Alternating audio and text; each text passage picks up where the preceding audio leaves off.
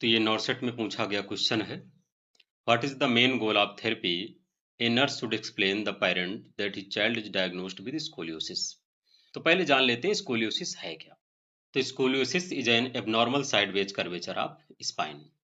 हमारी स्पाइन जो कि हमारे सीधे खड़े होने पर सीधी रहनी चाहिए, अगर उसमें वक्रता आ जाती है यानी टेढ़ापन आ जाता है और यह साइड में टेढ़ी हो जाती है, तो इस प्रॉब्लम को, इस एबनॉर्मेलिटी को, जिसे सीधा होना चाहिए, उसके इस टेढ़ेपन को हम कर्वेचर कहते हैं। और यह प्रॉब्लम स्पाइनल कर्वेचर के नाम से या फिर मेडिकल टर्मिनोलॉजी में स्कोलियोसिस के नाम से जानी जाती है। यह समस्या किसी को भी हो सकती है, लेकिन एडोलेसेंट एज में खास करके 10 से 18 साल की उम्र के लोगों में समस्या अधिकतर होती है, यानी किशोरावस्था में होती है। और किशोरावस्था में भी लड़कियों में ये प्रॉब्लम बहुत ज़्यादा देखी जाती है।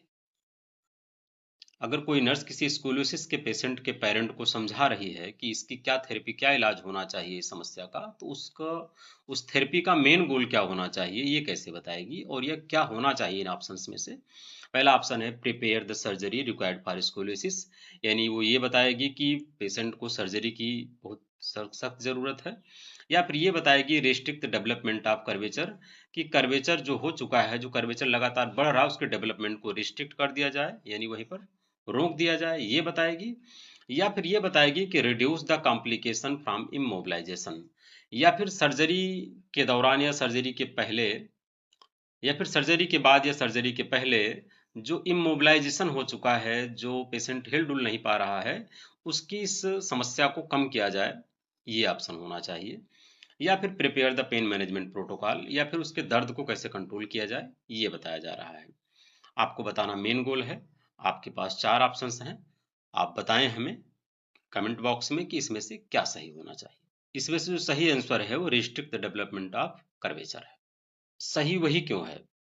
सही वो इसलिए है कि तुरंत ही सर्जरी जरूरी हो ये आवश्यक नहीं है। सर्जरी हो तब भी, कॉम्प्लिकेशन हो तब भी, हर हाल में जो इस थेरेपी का मेन गोल है वो यही है कि किसी तरह कर्वेचर को, रीढ़ को टेढ़े होने से रोका जाए। सर्जरी के जरिए रोका जाएगा तब भी, ब्रेस के जरिए रोका जाएगा तब भी, एक्सरसाइज के जरिए रोकने को कहा जाएगा तब भी, दवाओं के जरिए रोका जाएगा तब भी। हर हाल में इस थेरेपी का मेन गोल होगा restrict the development of curvature.